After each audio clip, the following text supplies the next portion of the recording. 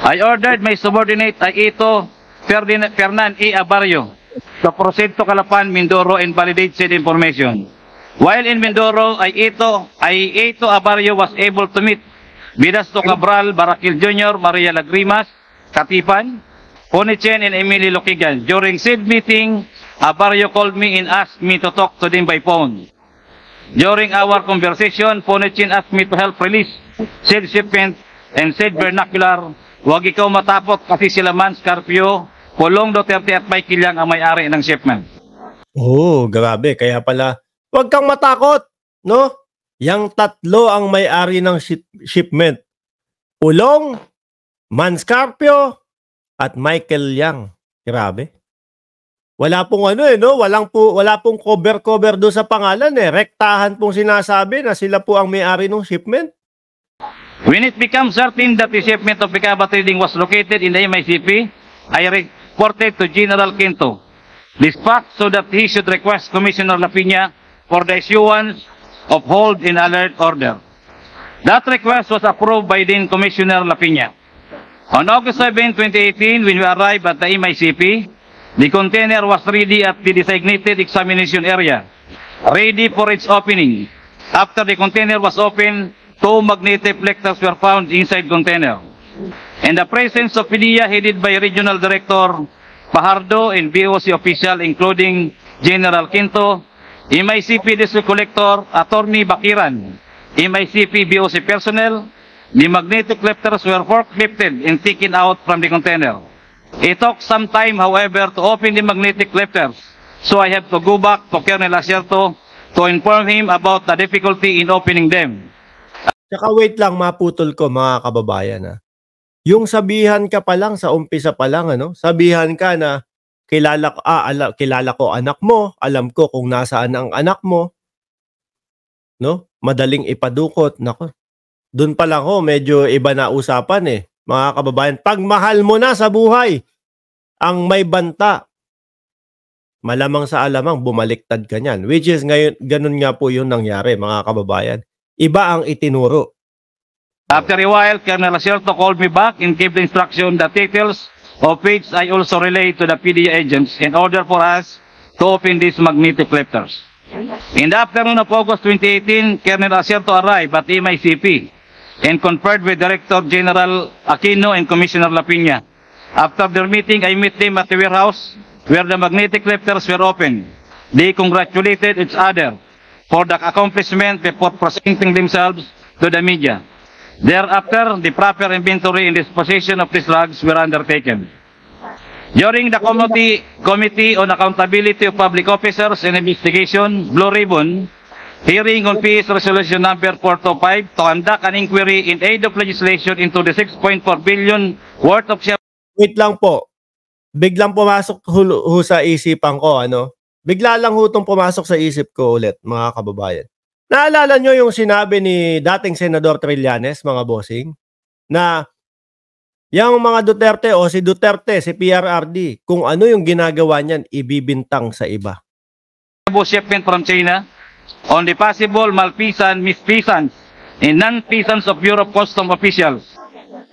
Employees, Senator Richard Gordon, PS Resolution Number 843, directing the appropriate Senate Committee to conduct an inquiry in aid of legislation into the alleged shipment of 6.8 billion worth of shabu smuggled into the country and the possible lack of coordination among the Bureau of Customs, the Philippine Drug Enforcement Agency, and the Philippine National Police by Senator Emmanuel D. Pacquiao in PS Resolution Number 849 to conduct an investigation in aid of legislation on how a shabu shipment worth 6.8 billion managed to enter the country through the Manila International Container Port and is slipped through the inspection of Bureau of Customs by Senator Trillanes, Sonteveros, Drelon, Aquino, and Dilima. On September... Tanim ano daw po yun? Tanim ebidensya, no? Tanim ebidensya. 11, 2018, in which I was invited as a resource person, I was cited in contempt, notwithstanding the fact that I truthfully answered the questions propounded on me by Senator Gordon, then chairman of Blue Ribbon Committee. While I was detained at the Senate Immediate personnel, he introduced himself as Paul Gutierrez, who worked as a staff of Bini Antiporda, accompanied by a Blue Ribbon Committee staff, came to my room at the Senate while I was detained and threatened me. Huwag mong banggitin ang mga pangalan nila. Kulong, Yang at Mans, alam namin kung saan nakatira ang pamilya mo. Alam din namin na...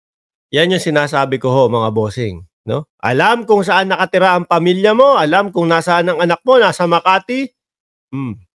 Kaya wag mong mababanggit yung tatlong pangalan. Mans, Yang, Kulong. Nasa Makati ang anak mong lalaki. After a couple of days, Mabuti na lang ho ako, mga kababayan. Lahat na ho kami nandito eh. No? Nasa ibang bansa na ho kami lahat eh, mga bossing. No?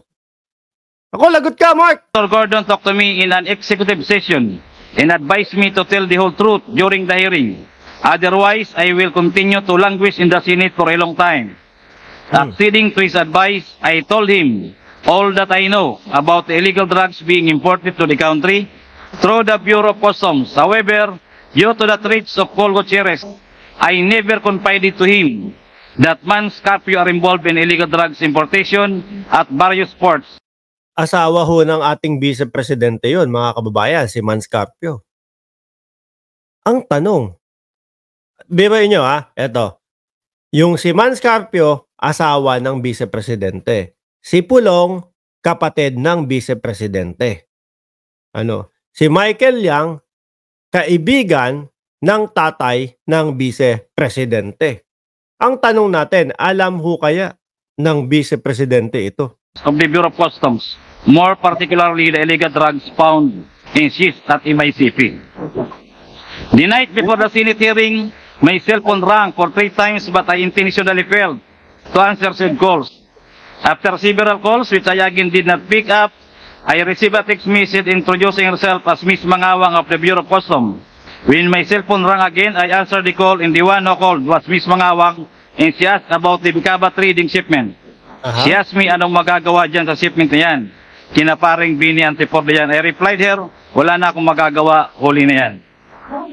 For fear that my son and other members of my family will be killed, including myself, I testified during the hearing on October 30, 2018, and instead of naming Pulong Duterte, Mans Carpio and Michael Yang as the owners of the shipment, based on the intelligence reports we gathered, I pointed to Colonel Acerto as the one who has knowledge that the shipment consigned to Bicaba trading contains illegal drugs.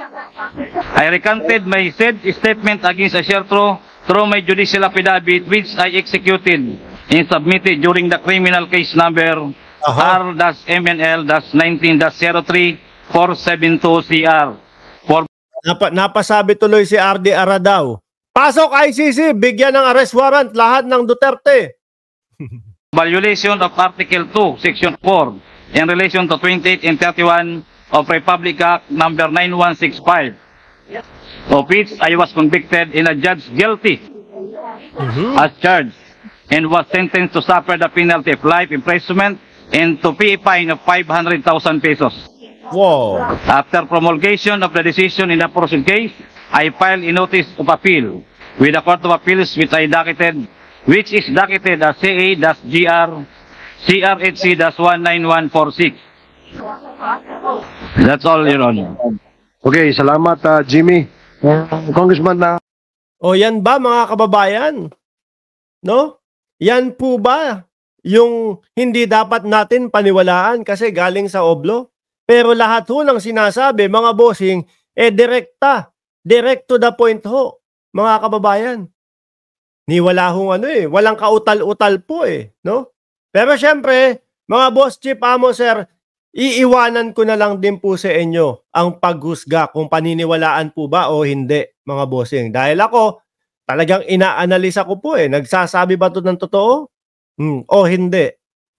Ramdam na ramdam ko po. Nagaling sa puso at totoo yung kanyang sinasabi, mga kababayan. No? Pero syempre, may tamang pag-aaral pa din po dyan, no? At pag-aaralang maigi, mga kababayan. Sabi ni Neil Garcia, I hate drugs, Duterte's slogan. Tapos maririnig mo yung mga ganyan, maririnig mo na yung mga ganitong testimonya ho, naku po. Patungkol ho lahat sa kanya. Ang ganda ng topic mo ngayon, Boss Mark. Salamat po, Ma'am Kawamura Dayanara. Anyway, mga bossing, Chief Amo, sir, 55 minutos na din po tayong nagtatatalak dito. No? At nanonood ng video. Itutuloy ho natin yan. Mamayang Mamayang umaga ho, dyan, bukas ng umaga dyan sa Pilipinas. Ako'y magpapaalam muna at kailangan magtrabaho. Maraming salamat po. And God bless po sa ating lahat. Huwag niyo pong kalimutan na mag-like, mag-share, and mag-subscribe.